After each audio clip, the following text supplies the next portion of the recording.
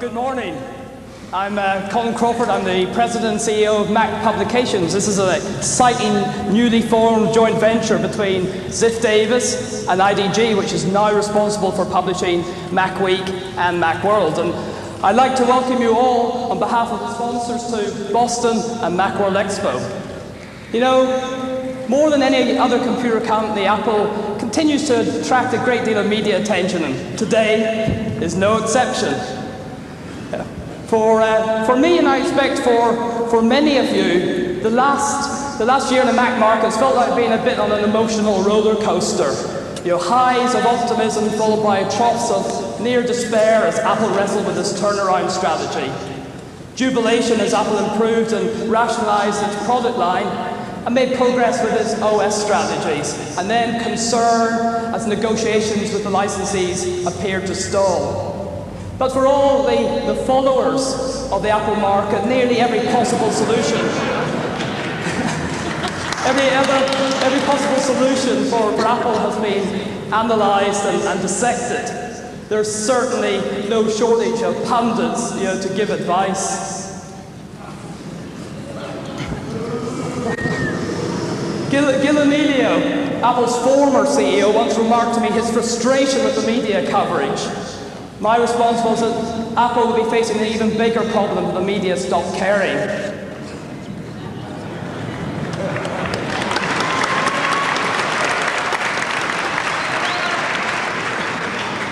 Despite all the issues and problems of the past couple of years, the passion and loyalty remain. People want the Apple Macintosh market to be successful and return to a state of sustained profitability and growth. Today, I'm going to spare you my solutions for Apple, though having been in this market for over a decade, I've certainly some strong views. It's much more important that we all hear a vision for the Macintosh platform from Apple and other senior executives in the industry. What are future plans for hardware and software? What will persuade independent software and hardware vendors that the Apple market represents a solid business opportunity?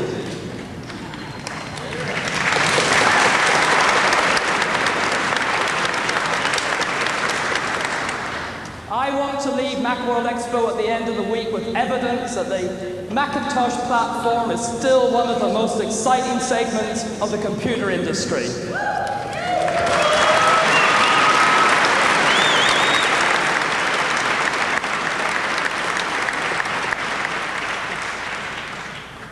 I want my belief reinforced that the Macintosh platform is not just relevant in today's marketplace, but the leading edge of technology. And to start us off in the right direction is an individual who really needs little introduction.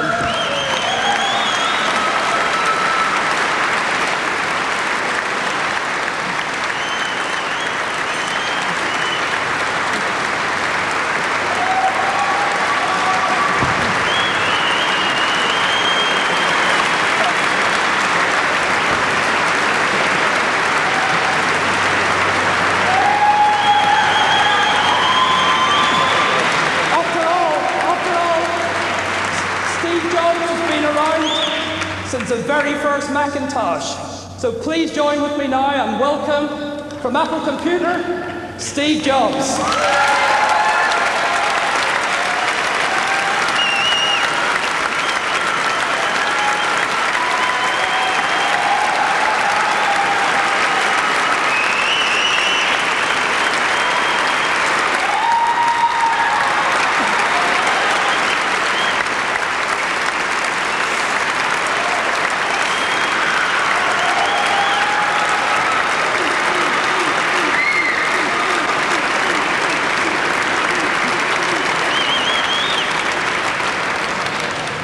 Thank you very much for that warm welcome.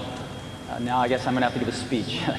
I came today to give you a status report on what's going on and to try to fill you in on some of the steps we're taking to get Apple healthy again. As you know, I'm the chairman and CEO of a company called Pixar, and thank you. And I, like a lot of other people, are pulling together to help Apple get healthy again, and I am extraordinarily confident that that is going to happen. Now, when I started to get involved, a lot of people gave me advice. And some of the advice that was the most popular was Apple has become irrelevant. There was a great one that was Apple can't execute anything. And another one was the Apple culture is anarchy. You can't, no one could manage it. You've read all these things in the press. And after 4 weeks, here's what I found. Quite the opposite of these things, actually. Apple's not relevant, as relevant as it used to be everywhere, but in some incredibly important market segments, it's extraordinarily relevant. And I want to share some of that with you today. Apple is executing wonderfully on many of the wrong things. The ability of the organization to execute is really high, though. I mean, I've met some extraordinary people at Apple. There's a lot of great people at Apple. They're doing some of the wrong things because the plan has been wrong. And lastly, what I found is rather than anarchy, I found people that can't wait to fall into line behind a good strategy. There just hasn't been one.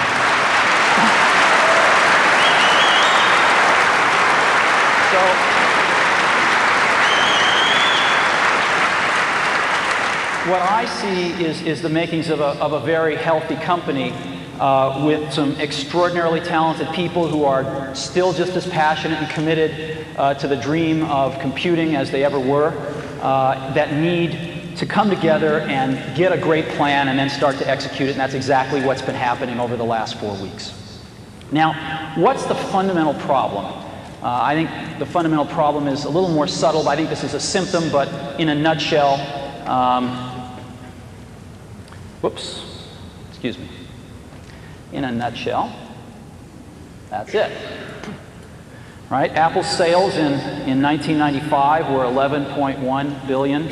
In 96 they were 9.5 billion, and in this year they'll be, 7 billion plus or minus a little bit. That's the problem, or the symptom, depending on how you look at it. And that needs to be stabilized and turned around, and people are working very hard to do that.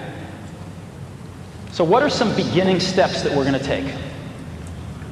One of the first ones has to be to start at the top. Apple's done a lot of change at the bottom, and I think this change needs to start at the top with the board of directors. Focus on relevance. Apple needs to find where it is still incredibly relevant and focus on those areas. It needs to figure out what its core assets are and invest more in them. Apple has neglected its core assets for a while. It has to forge some meaningful partnerships, not just partnerships and press releases. And it needs to define some new product paradigms. And we've got some great ideas. I'm not going to be talking about products today, though. I just want to let you know that we have some wonderful ideas that you'll be hearing about between now and the end of the year. So let's talk about some of these. Board of directors. Apple had a very decent group of people as their board of directors. They worked very, very hard for Apple. But I think with Apple in the situation it finds itself, it was time for a change. And the directors agreed with that. We have put together a new board of directors that I would like to announce to you today. There are 2 members of the prior board that we are extremely pleased are going to stay on the new board. The first of those is Ed Woolard. Ed is the chairman and former CEO of DuPont.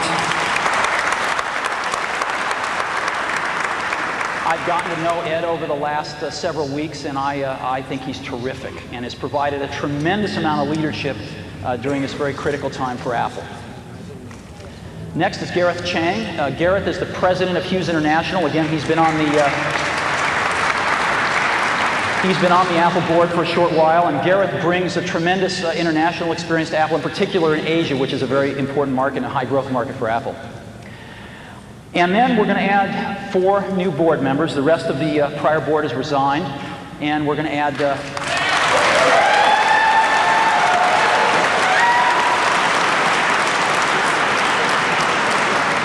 add 4 new board members to carry the company forward. The first is Larry Ellison, CEO of Oracle.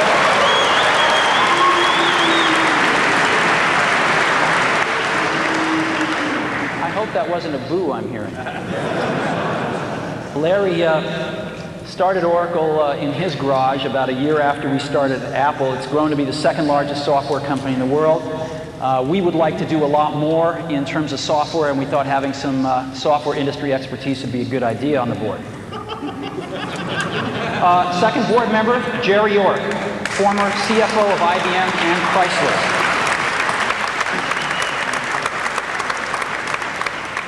Jerry did a lot of the turnaround work at Chrysler and IBM and is extremely well known and respected in the financial community for his work. The third new board member is Bill Campbell, CEO of Intuit.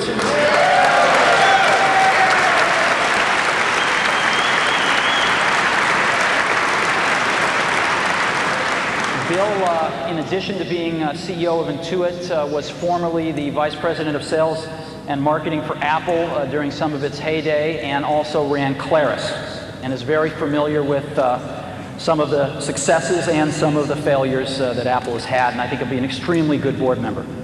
And lastly, I am joining the board as well.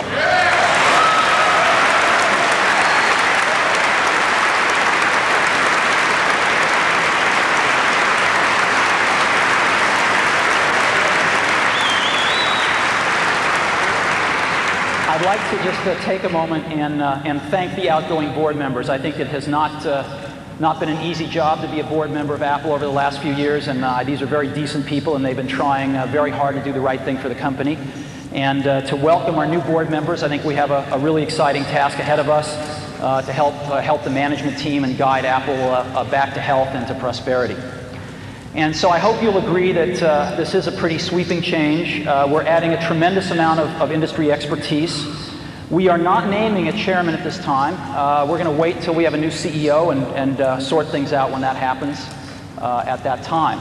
Now, I put together a little video. If you'd like, I'll show it to you. That just we asked the board members a few questions, and you can just maybe get a little familiar with them. Would you like to see it? Let's go ahead and roll that.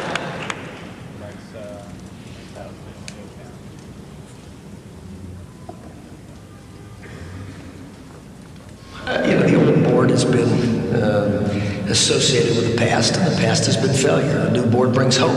The new group of people on the Apple board are all computer insiders.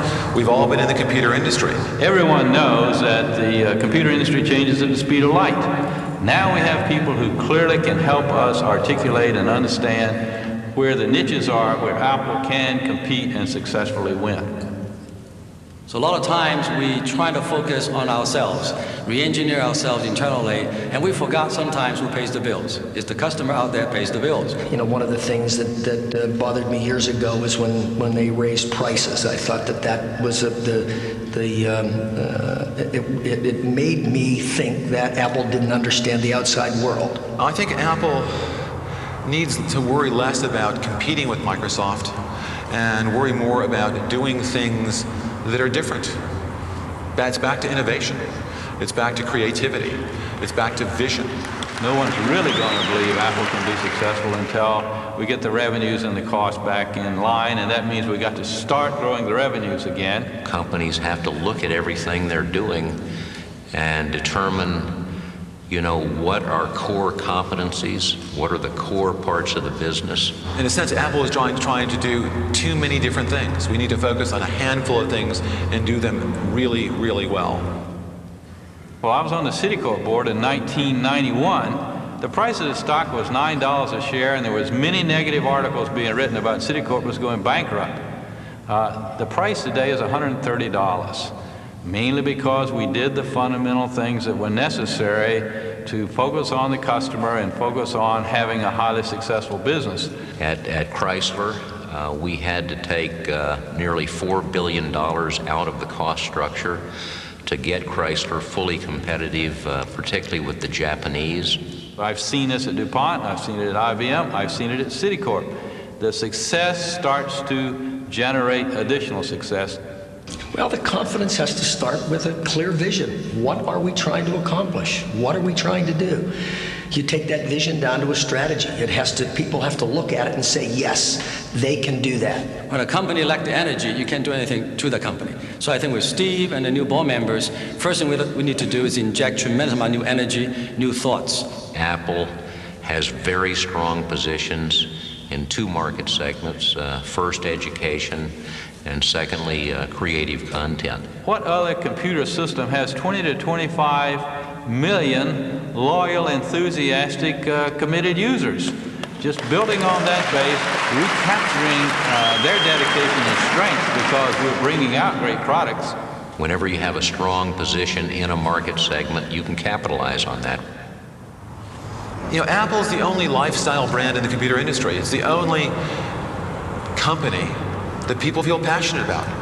You know, my company, Oracle, it's a huge company. IBM's a huge company. Microsoft's a huge company. But no one has incredible emotions associated with our companies. Only Apple is really a lifestyle brand. And companies can spend billions of dollars to build a brand. Apple does not have to do that. It's already been done. The important thing is to build products that are wonderful and, or as Steve would say, insanely great. And it's time to start building insanely great products. The biggest thing you can do is go out and buy a Mac. Do I use a Mac? Absolutely, I use a Mac. I have 3 of them in my home. I've been using a Mac since 1984, and I'm not about to stop. I probably own every single machine that Apple had ever produced, and I can tell you, no one can change me in terms of personally what machine I will use. It's got to be a Mac.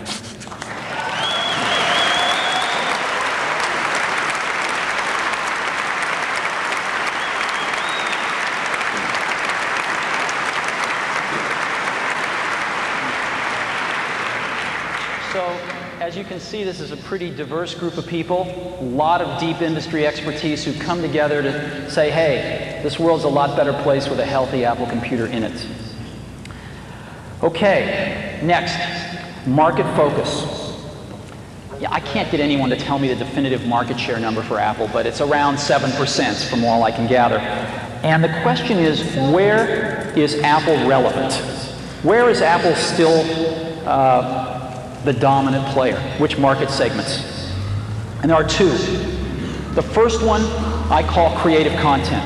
It's publishing, design, pre-press, etc. It's creative professionals using computers. And what's interesting is Apple is still the dominant market leader for creative professionals. By far.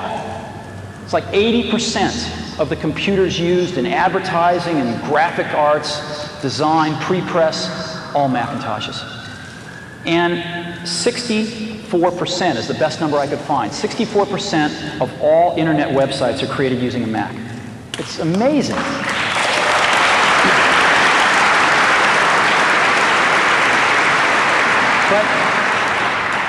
But we haven't been doing a good enough job here.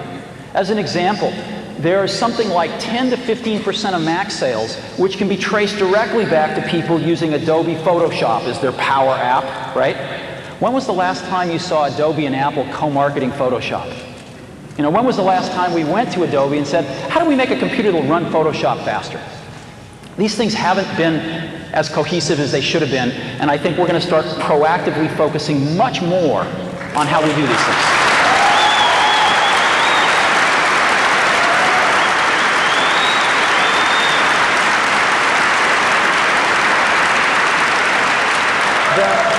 The second market is one that's very close to my heart, is education. Apple put the first computers in education. Apple did it again with the Macintosh. And Apple is still the dominant leader in education. Now, I'm going to ask you a question. Who is the largest education company in the world? Who's the largest education company in the world?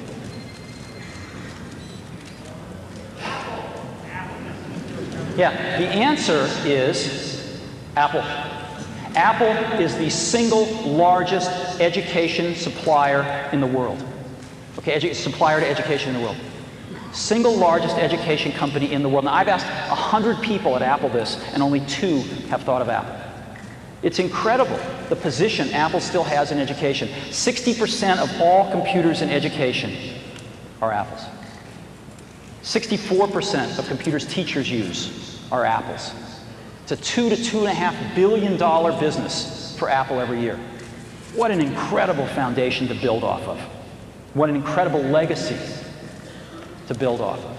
And so you're going to see Apple proactively focusing much more on these two markets where it is very relevant, and both of these markets are growing over at 20% a year. Now, Apple's share is shrinking in these markets slowly, but I think you're going to see that stabilize and turn around, and you're going to see Apple grow with these markets because it's going to do a much better job of focusing where its relevance is and where its legacies lie.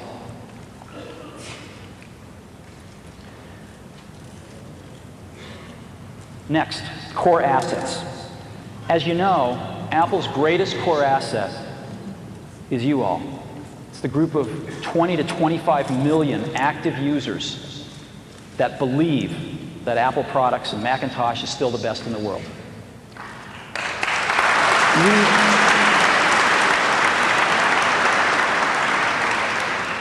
I don't think we've been doing a good enough job taking care of you. Have you called I've called the support lines myself. I've gotten very acquainted with the hold signal. And so I think we're going to see some changes there soon. And I apologize for anything in the past.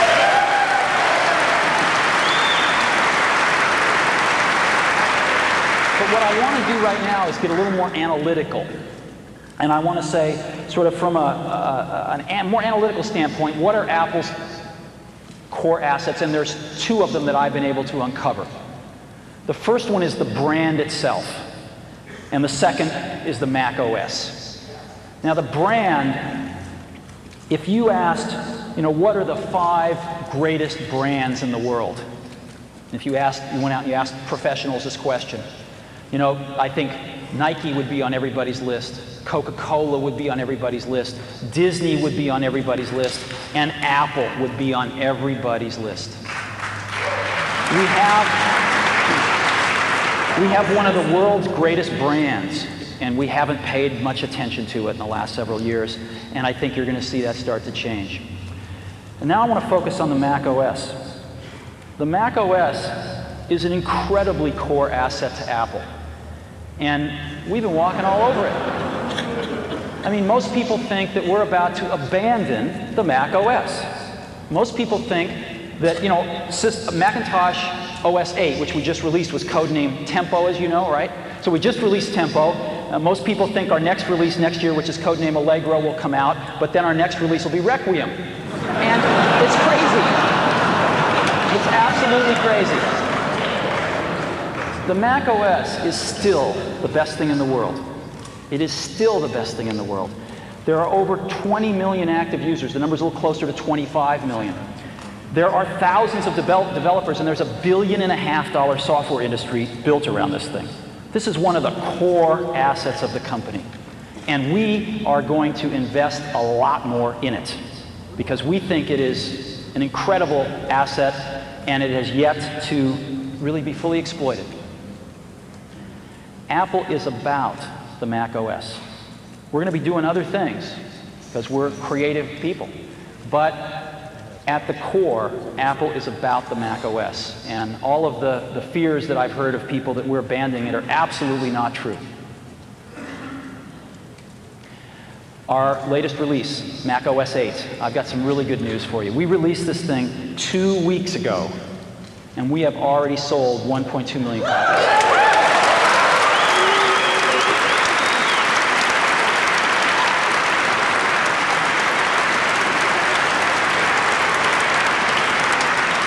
That's 4 times greater than what our forecast was. So we're scrambling to ship everything, and if it takes a little bit to get yours, please, I apologize for that, but we are scrambling, and this number's going up. It shows no sign of abating. So things are going very well with OS 8.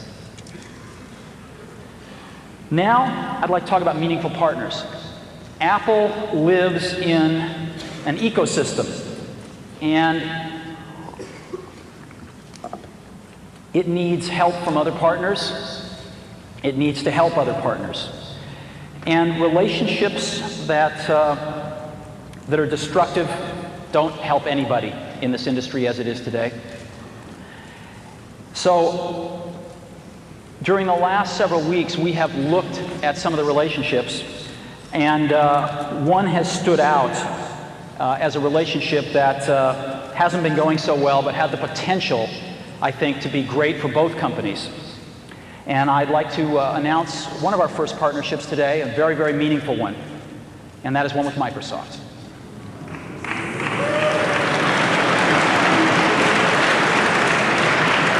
I'd like to take you through this. The discussions actually began because there were some patent disputes. And rather than, I know, rather than repeating history, I'm extremely proud of both companies that they have resolved these differences in a very, very professional way. And this has led, I think, to an overall relationship that we're announcing today that's got several parts to it, and we're extremely excited about. First part of it is a patent settlement and cross-license.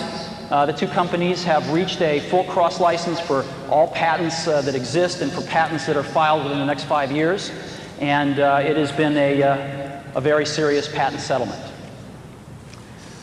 The second part of this is Microsoft is committing to release Microsoft Office on Macintosh for the next 5 years.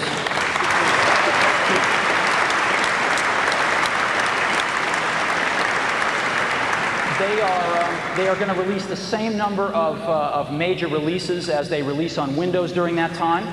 Their first release is they're going to target to have it out near the end of the year. It might slip a few months into next year, but they're working real hard on it, and it looks very, very good. Next, we have taken a look at browsers out there, and Apple has decided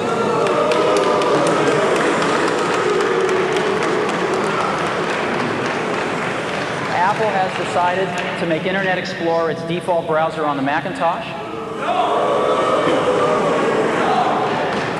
Since we believe in choice,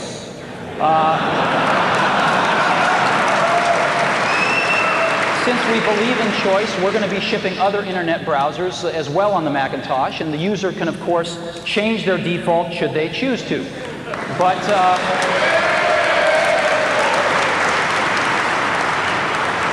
we believe that Internet Explorer is a really good browser, and we think it's going to make a fine default browser. Java. We are going to be collaborating with Microsoft on Java to ensure that we can get the best from each other and ensure that there's compatibility between our virtual machines. And we think that that will serve everybody's interests. And lastly, Microsoft is making an investment in Apple. Microsoft is buying $150 million worth of Apple stock at market price. It is non-voting shares, and they've agreed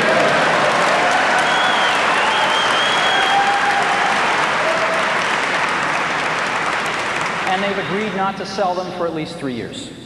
So what this means is that Microsoft is going to be part of the game with us as we restore this company back to health, have a vested interest in that stock price going up.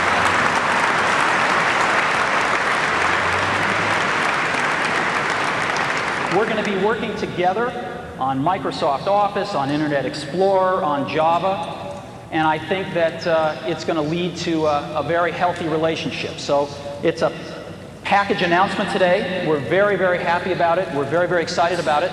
And I happen to have a special guest with me today via satellite downlink. And if we could get him up on the stage right now.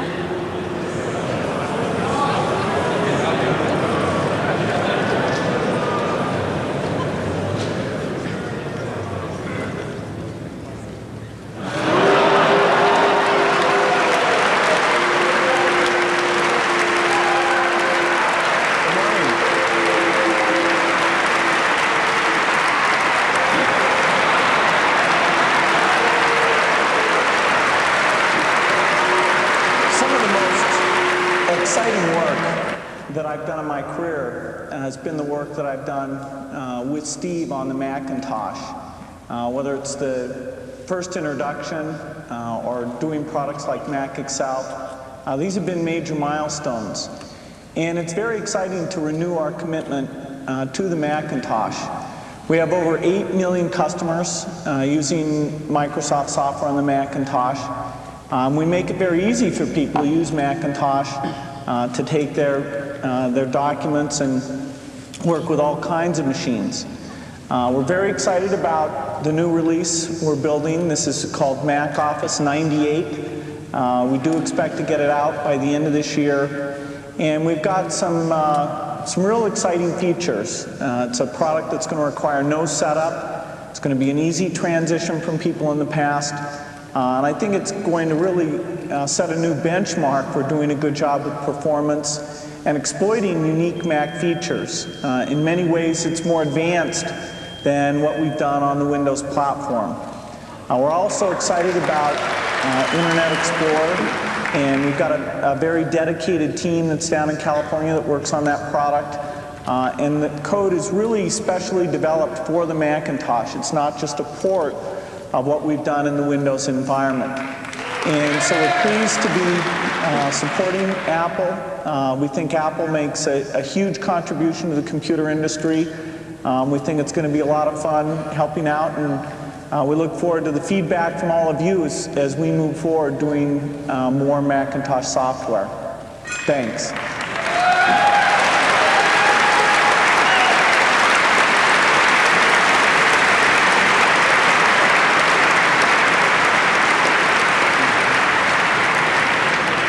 Thank you, Bill. You know, where we are right now is we're shepherding some of the greatest assets in the computer industry. And if we want to move forward and see Apple healthy and prospering again, we have to let go of a few things here. We have to let go of this notion that for Apple to win, Microsoft has to lose. Okay?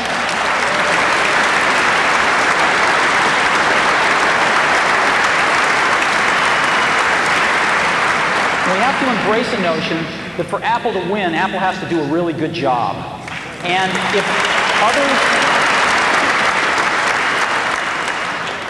if others are going to help us, that's great. Because we need all the help we can get. And if we screw up and we don't do a good job, it's not somebody else's fault, it's our fault. So I think that's a very important perspective. I think if we want Microsoft Office on the Mac, we better treat the company that puts it out with a little bit of gratitude. We'd like their software. So the era of setting this up as a competition between Apple and Microsoft is over as far as I'm concerned. This is about getting Apple healthy, and this is about Apple being able to make incredibly great contributions to the industry to get healthy and prosper again.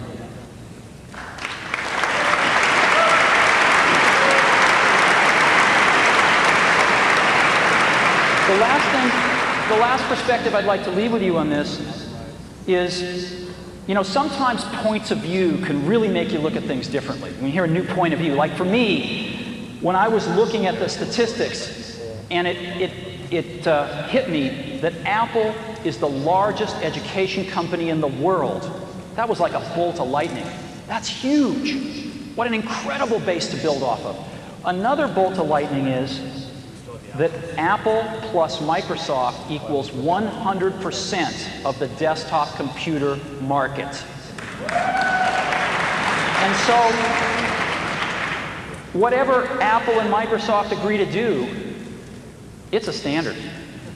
And I think that you'll be seeing us work with Microsoft more because they're the only other player in the desktop industry. And I think you'll be seeing Microsoft want to work with Apple more because Apple is the only other player in the desktop industry. So I hope we have even more cooperation in the future because the industry wants it. Lastly, I want to just talk a little about Apple and the brand and what it means, I think, to a lot of us. You know, I think you always had to be a little different to buy an Apple computer. When we shipped the Apple II, you had to think different about computers. I mean, computers were these things you saw in movies. They occupied giant rooms. They weren't these things you had on your desktop. You had to think differently because there wasn't any software at the beginning. You had to think differently when a first computer arrived at a school where there had never been one before, and it was an Apple II. I think you had to think really differently when you bought a Mac. It was a totally different computer, worked in a totally different way, used a totally different part of your brain, and it opened up a computer world for a lot of people who thought differently. You were buying a computer with an installed base of 1. You had to think differently to do that. And I think you still have to think differently to buy an Apple computer. And I think the people that do buy them do think differently, and they are the creative spirits in this world. They are the people that are not just out to get a job done, they're out to change the world. And they're out to change the world using whatever great tools they can get. And we make tools for those kinds of people. So hopefully, what you've seen here today are some beginning steps that give you some confidence that we too are going to think differently and serve the people that have been buying our products since the beginning. Because a lot of times people think they're crazy, but in that craziness we see genius, and those are the people we're making tools for. Thank you very much.